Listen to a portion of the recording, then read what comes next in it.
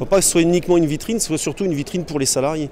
Parce qu'un élu mandaté, même si ce sont des mandats électifs ou désignatifs, ce sont des moyens importants pour faire pression sur les employeurs, sur toutes les questions économiques, sociales et questions individuelles.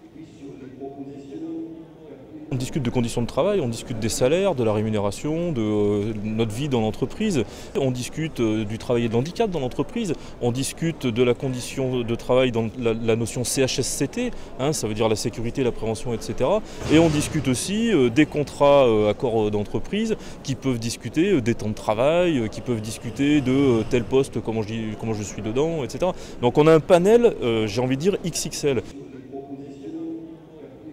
Ça porte aussi la revendication, ce qui est extrêmement important. D'ailleurs, le patronat, il nous enferme complètement, d'ailleurs s'exprimer aujourd'hui, complètement dans des réunions, et les copains disent, et les copines, voilà, nous on est éloignés maintenant des salariés, on a des difficultés pour les rencontrer et porter leurs revendications. Il faut absolument qu'on arrive à les réintégrer dans une démarche de vie syndicale et de lien et de contact avec le syndicat et les salariés de l'entreprise. En fait, la problématique, elle se situe là, c'est l'isolement ou l'inutilité est lié à l'éloignement très souvent. Alors l'éloignement qui se situe sur deux niveaux, ou c'est un éloignement géographique parce que tout se discute dans l'entreprise établissement au niveau national, ou c'est un éloignement du fait qu'on est happé par des réunions et qu'on n'est pas au contact des salariés, même si on est quand même dans l'entreprise. C'est ça qu'il faut arriver à couper et qu'il faut absolument réinvestir le syndicat et le salariat avec les besoins, les demandes, et que tout ça soit coordonné. Il doit être porteur de ces idées-là.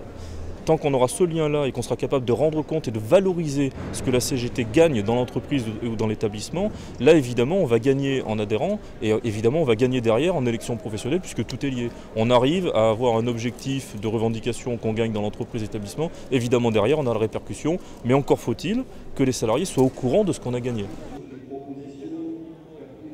Ça c'est la grande question d'être considéré comme le VRP du syndicalisme ou en lien avec le cumul des mandats. En fait ça pose la question de l'anticipation dans le changement du mandat et la relève. Et si on pose la question de la relève, ça pose la question de la jeunesse et de comment on renouvelle notre personnel, entre guillemets, délégué du personnel, nos élus, nos mandatés. La CGT, elle aide à obtenir et à gagner en efficacité et à donner de l'aide à ses élus mandatés avec de la formation, mais de la formation anticipée. C'est-à-dire qu'il faudrait qu'on arrive à ne plus se mettre dans un mandat ou être élu sans être formé, mais bien être d'abord formé pour ensuite être élu ou mis dans le mandat.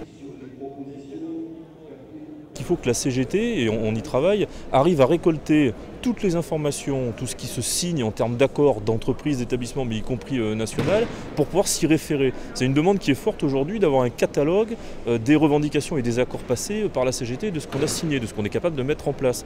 Ça permet de se donner un appui et de se donner des références. Est-ce que l'accord sur la pénibilité dans mon entreprise correspond bien à ce que la CGT revendique au niveau national ?